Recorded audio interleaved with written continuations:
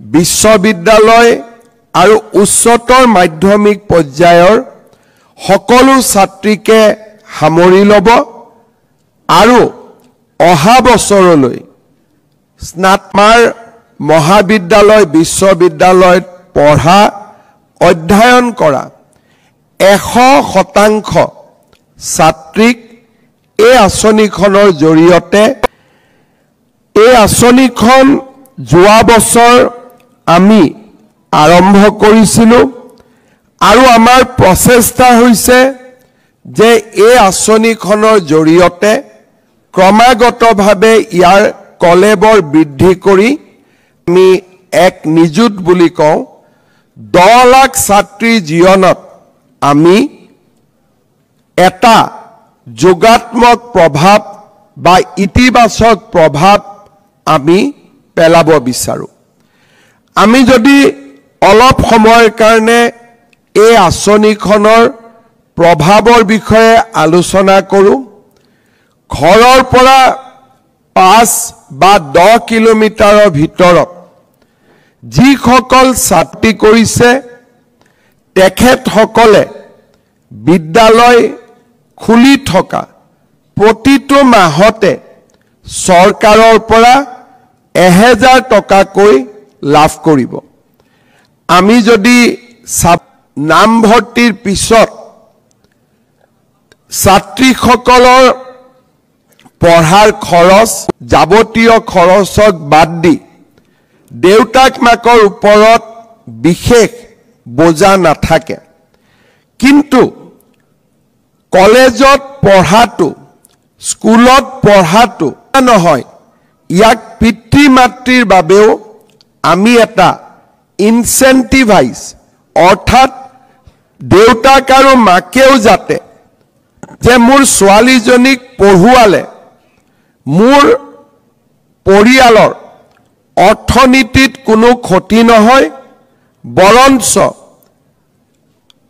এটা জীৱন বা মোৰ ছোৱালীৰ জীৱন আমি চৰকাৰী খৰচত নিৰ্মাণ কৰিব পাৰিম আৰু মোৰ সঞ্চিত যিখিনি পুঁজি থাকি যাব,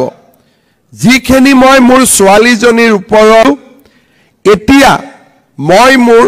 ল'ৰাজনৰ ওপৰত তাক ব্যৱহাৰ কৰিব পাৰিম।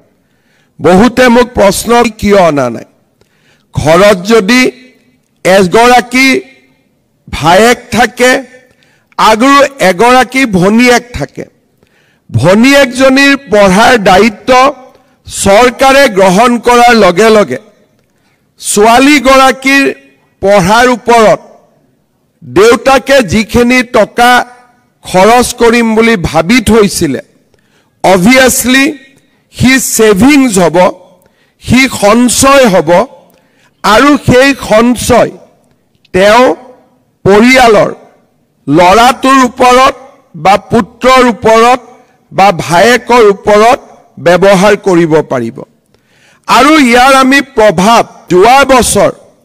উচ্চতৰ মাধ্যমিক প্ৰথম বৰ্ষ, ডিগ্ৰী প্ৰথম বৰ্ষ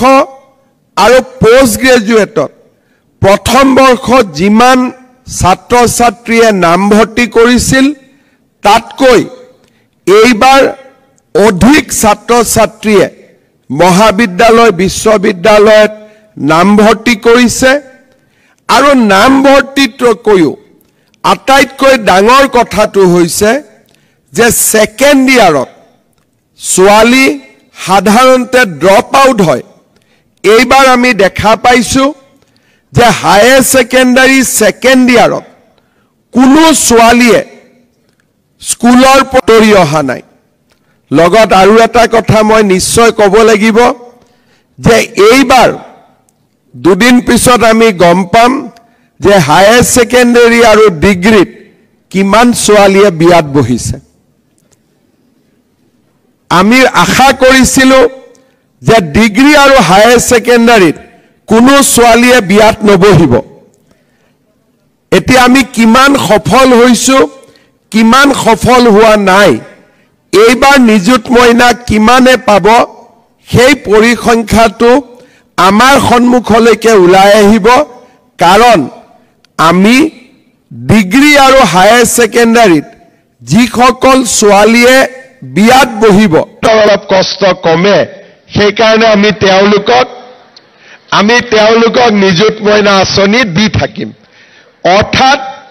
এই আঁচনিখনত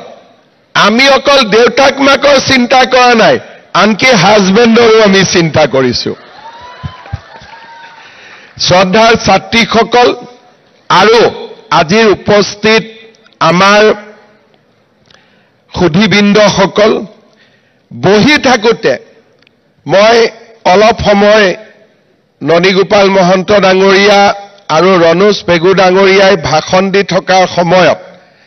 কেৱল মাত্ৰ উৎসুকতাৰ বাবে মই ChatGPTত সুধিছিলোঁ যে ভাৰতৰ কোন ৰাজ্যত ছাত্ৰ ছাত্ৰীসকলক বিনামূলীয়াকৈ নামভৰ্তিৰ সুবিধা দিয়া হয় মই নাজানো ChatGPTয়ে কিমান ভাল উত্তৰ দিয়ে উত্তৰত মোক কোৱা হৈছে যে অসমত কেৱল মাত্ৰ অসমত কলেজ আৰু বিশ্ববিদ্যালয়ত বিনামূলীয়া নামভৰ্তিৰ ব্যৱস্থা কৰা হয় ইয়াত মোক আৰু কৈছে যে তামিলনাডুত OBC অন্যান্য পিছপৰা আৰু জনজাতীয় ছাত্ৰ ছাত্ৰীক বিনামূলীয়া এডমিশন দিয়া হয় আৰু এখন ৰাজ্যত মই নাম ক'ব খোজা নাই কেৱল মাত্ৰ ক'ব পাৰো কৰ্ণাটকত ধৰ্মীয় সংখ্যালঘু ছাত্ৰ ছাত্ৰীসকলক বিনামূলীয়া নামভৰ্তি কৰা হয় তাৰ মানে অসমে মই একৰ্ডিং টু ChatGPT কৈছো বহুত আগলৈকে যোৱা নাই so I am subject to correction আজি অন্তত প্ৰাৰম্ভিকভাৱে আমি ক'ব পাৰো যে ভাৰতৰ ভিতৰতে অসমে এনেকুৱা এখন ৰাজ্য হ'ব য'ত নেকি আমি ইউনিভাৰ্সেল ফ্ৰী এডমিশন ছাত্ৰ ছাত্ৰী আৰু সকলোকে আমি ইউনিভাৰ্সেল ফ্ৰী এডমিশনৰ ব্যৱস্থা কৰি দিওঁ এই স্কিমবিলাকৰ আমি যেতিয়া ইম্প্যাক্ট চাব যাওঁ আমাৰ ৰিসাৰ্চ স্কলাৰসকলৰ ইম্প্যাক্ট অ্যাসেসমেন্টৰ নিয়ম বেলেগ হ'ব কিন্তু ৰাজনীতি কৰা মানুহৰ কাৰণে আমি ইম্প্যাক্ট ইনষ্টেন্টলি আমি পৰীক্ষা কৰিব পাৰো কাৰণ যেতিয়াই আমাৰ অফিচৰ পৰা কনফিউজিং বা অকনমান নিগেটিভ সার্কুলার ইস্যু হয় যে ব্যাক থাকিলে থার্ড ইয়ারত এডমিশন নাপাব বা কলেজত যদি আমি সেকেন্ড সেমিস্টার ফার্স্ট সেমিস্টারত ভাল রিজাল্ট কৰা নাই থাৰ্ড সেমিস্টাৰত এডমিশন